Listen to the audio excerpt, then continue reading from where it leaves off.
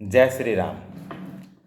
दोस्तों, आप इंडस्ट्रीज में काम करते हैं, किसी भी कारखाने में काम करते हैं, तो हाइड्रोलिक यूनिट और हाइड्रोलिक एक्टिवेशन के विषय में ज़रूर जानते होंगे।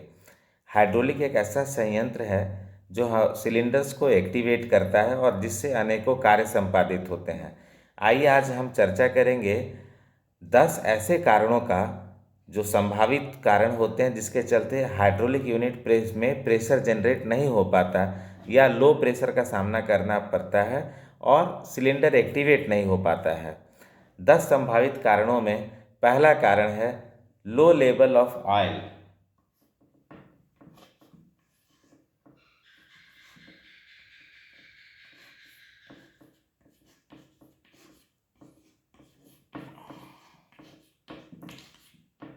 यदि पावर पैक के टैंक में ऑयल कम है, सक्शन नहीं हो पा रहा है, तो हो सकता है कि सक्शन पंप में एयर ले ले और जिसके चलते प्रेशर जनरेट नहीं हो पाएगा।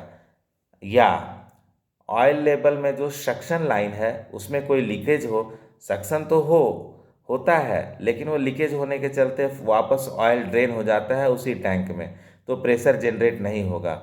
दूसरा कारण है जो सबसे ज़्यादा महत्वपूर्ण कारण में आजकल देखा जाता है कि जिसके चलते सिलेंडर एक्टिवेट नहीं हो पाता है या हाइड्रोलिक प्रेशर जनरेट नहीं हो पाता है, वो है डर्टी ऑयल।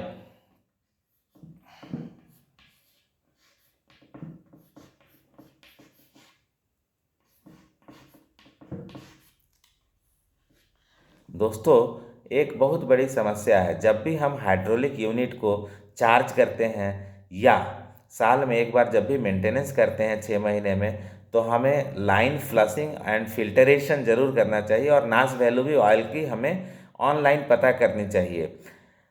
फलस्वरूप उसमें डर्टी जो जो पार्टिकल्स हैं ऑयल में, वो जा कर के भाल्व को जाम ना करे और अन्य लाइन को जाम ना करे, सिलेंडर्स को एक्टिवेट होने से ना रोके।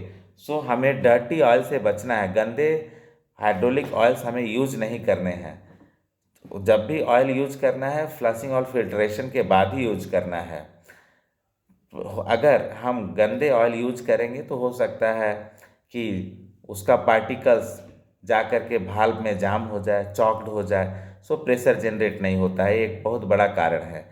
तीसरा कारण है जो कि टेम्परेचर।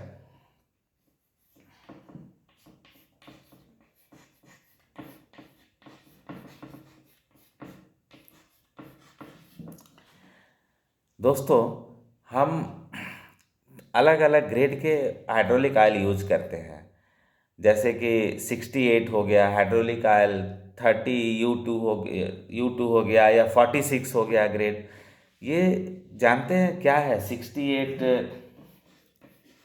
या ये 46, ये क्या है? ये ऑयल की विस्कोसिटी है। ये ऑयल का विस्कोसिटी बताता है कितने डिग्री, 40 डिग्री के टेम्परेचर पर। ये एक मानक, एक स्टैंडर्ड है जो 40 डिग्री के तापमान पर 68 और 46 जो विस्कोसिटी है अलग अलग ग्रेड के ऑयल की, वो दिखाता है। यदि टेम्परेचर बढ़ेगा तो ये ऑयल पतला हो जाएगा। पतला होने के चलते जो इस ऑयल की ताकत है वो कम हो जाएगी और फलस्वरूप प्रेशर जनरेट नहीं होगा। तो ये भी एक बहुत बड़ा कारण है। टेम्परेचर सबसे पहले हम हाथ से छू करके या टेम्परेचर गन से पता कर लेना चाहिए कि लाइन का टेम्परेचर कितना है या टैंक में टेम्परेचर कितना है। हो सकता है कि पीएचई काम ना कर रहा हो, उसके चलते भी टेम्परेचर बढ़ जाता है। जो प्लेट टाइप हीट एक्सचेंजर लगे होते हैं, कहीं कहीं पाइप टाइप हीट एक्सचेंजर लगे होते हैं, उसके चलते भी अगर वो जाम होगा तो टेम्परेचर रेज हो जाएगा ऑयल का। ऑयल का टेम्परेचर रेज होगा तो विस्कोसिटी में फर्क पड़ेगा, ऑयल पतला हो जाएगा और ऑयल की एफिशिएंसी कम हो जाएगी, सो प्रेशर जनरेट नहीं होगा। चौथा कारण, चौथा कारण जो जो एक इलेक्ट्रिकल से जुड़ा हुआ है, हम उसे कह सकते हैं इलेक्ट्रिकल प्रॉब्लम। इलेक्ट्रिकल प्रॉब्लम क्या है दोस्तों, कि जब भी हमारा भाल्व एक्टिवेट होता है तो थ्रू सोलेनाइड होता है। सोलेनाइड में आप देखेंगे कि आजकल एक रेड कलर या ग्रीन कलर का एलईडी लाइट लगा दिया जाता है, जिससे पता चलता है कि पावर सप्लाई जा रहा है। अन्यथा हमें पता नहीं चलेगा कि कॉइल पिकअप हो रहा है कि नहीं। अगर इलेक्ट्रिकल सिस्टम सही है तो कॉइल हमारा पिकअप होगा और हमारा प्रेशर डेवलप होगा। जब प्रेशर डेवलप होगा तो सिस्टम हेल्दी रहेगा और काम करेगा। सो हमें इलेक्ट्रिकल पॉइंट ऑफ व्यू से भी सोचना चाहिए कि प्रेशर क्यों नहीं डेवलप हो रहा है। अगर इलेक्ट्रिकल का कोई तार कट गया, वायर कट गया, तो ऐसा प्रॉब्लम्स हो सकते हैं। सो हमें इस चीज़ का भी ख्याल रखना है। पांचवा पॉइंट है पंप का इशू।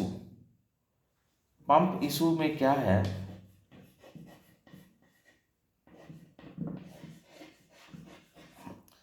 पंप भी एक बहुत बड़ा कारण। आपको मालूम है कि हाइड्रोलिक ऑयल टैंक से पंप ही उठाता है और वो लाइन में सप्लाई करता है through valve, different kind of valve.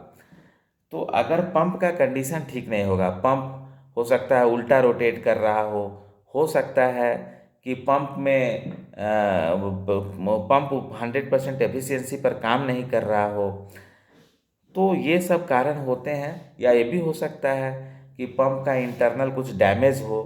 सो जो अलग अलग पंप इसमें लगाए जाते हैं हाइड्रोलिक सिस्टम में हमारे, हो सकता है सप्लायर या मैन्युफैक्चरर जो सजेस्ट करता है, कहीं वेन पंप यूज करता है, कहीं पिस्टन पंप यूज करता है, कहीं गियर पंप यूज करता है।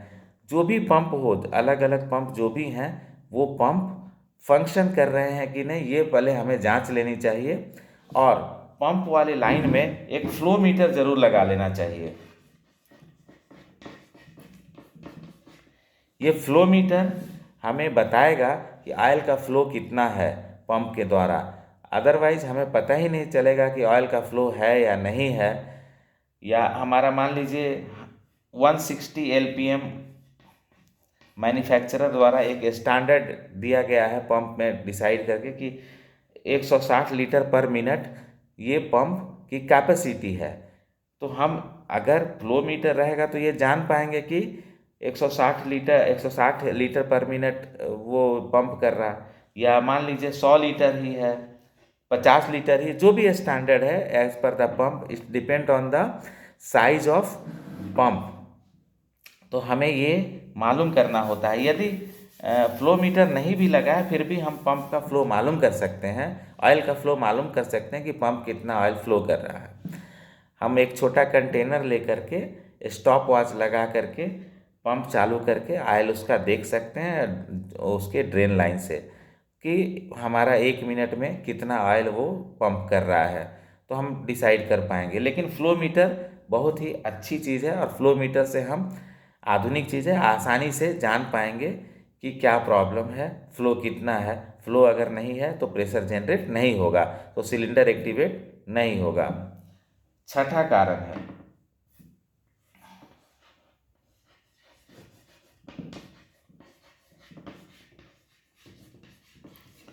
Loading valve. आप देखेंगे कि लोडिंग भाल्व में भी अगर भाल्व के स्पूल पीस में कुछ ऐसा रहता है, स्पूल पीस में एक छोटा सा यहाँ माइनर छेद रहता है। अगर कोई पार्टिकल्स आकर के ये छेद को बंद कर दे तो फिर हमारा ऑयल प्रेशराइज नहीं होगा, और ऑयल प्रेशर नहीं होने से सिलेंडर एक्टिवेट नहीं होगा। तो हम लोडिंग भाल्व में हमें सबसे पहले चेक कर लेना चाहिए कि स्पूल पीस में या जो भी वहाँ कोई पार्टिकल वगैरह फंसा तो नहीं है, या अगर फंसा है तो पतले वायर से या पिन से उसको साफ़ कर लेना चाहिए। हो सके तो खोल करके उसकी उस भाल्व को, लोडिंग भाल्व को अच्छी तरह से सर्विसिंग कर लेना चाहिए, डीजल से धो देना चाहिए, साफ़ सुथरे कपड़े से सफाई करनी चाहिए। जूट कभी ना यूज करें क्योंकि जूट उसमें फंसने का चांसेस रहता है। तो लोडिंग भाल्व जो है एक प्रेशर जनरेट करने का सबसे बड़ा कारण है। अगर ये जाम रहेगा, इसका स्पूल पीस फंक्शन नहीं करेगा, ऑयल सर्कुलेट नहीं होगा, तो प्रेशर नहीं डेवलप होगा, और प्रेशर डेवलप नहीं होगा तो हमारा सिलेंडर एक्टिवेट नहीं होगा और हम परेशान रहेंगे। तो ये भी एक महत्वपूर्ण कड़ी है प्रेशर डेवलप करने के लाइन में। लाइन का प्रेशर तभी डेवलप हो जाएगा जबकि लोडिंग भाल्व काम करे। इसके अलावा हमें रिलीफ भाल्व पर भी ध्यान देना चाहिए। अन्य भाल्व भी होते हैं जैसे DC valve, directional control valve. तो ये सारे भाल्व हमें 3 महीने या 2 महीने या 6 महीने एक उसके वर्किंग आवर्स को ध्यान में रख करके मेंटेनेंस ज़रूर करना चाहिए। इन भाल्वों की साफ़ सफाई ज़रूर करनी चाहिए। भाल्वों की साफ़ सफाई करेंगे तो कोई पार्टिकल्स ऑयल में अगर आ भी गया है तो ऑयल को प्रेशराइज होने में वो बाधा ना उत्पन्न करे, उसको हम निकाल पाएंगे। सो मेंटेनेंस बहुत ही ज़रूरी है, हमें इस चीज़ों का ध्यान रखना चाहिए। तो ट्रबल शूटिंग के क्षेत्र में हमने देखा, और भी पॉइंट्स मैं बता रहा हूँ आपको।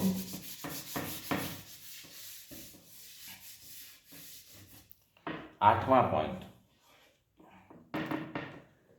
यदि मान लीजिए सिलेंडर में कुछ लीकेज हो, सिलेंडर में लीकेज हो फिर भी वहाँ सिलेंडर से ऑयल निकल जाएगा या सिलेंडर का ऑयल ड्रेन हो जाएगा या रिटर्न हो जाएगा, तो हमारा सिलेंडर एक्टिवेट नहीं होगा।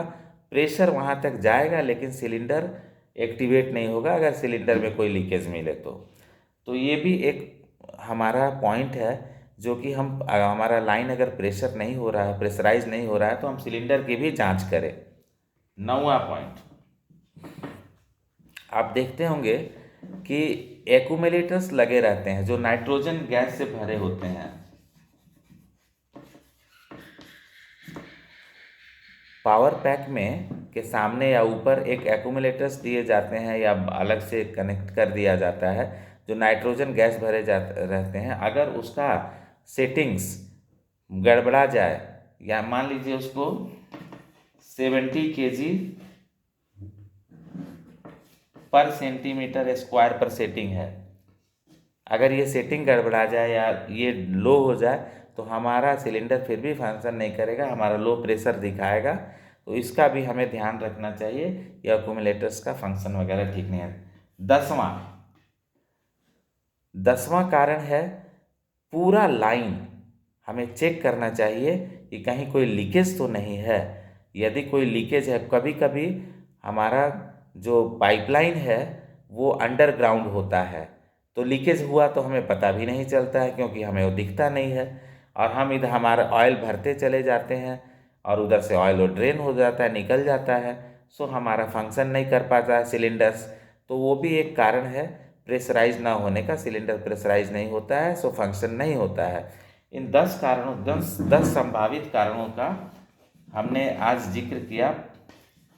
पाइपलाइन लीकेज, ये 10 संभावित कारण हैं जो आप अगर लॉजिकल अप्रोच के तहत देखेंगे, स्टेप बाय स्टेप जाएंगे तो आप आसानी से आइडेंटिफाई कर पाएंगे कि हमारा सिलेंडर एक्टिवेट क्यों नहीं हो रहा है या लाइन प्रेशराइज क्यों नहीं हो रहा है।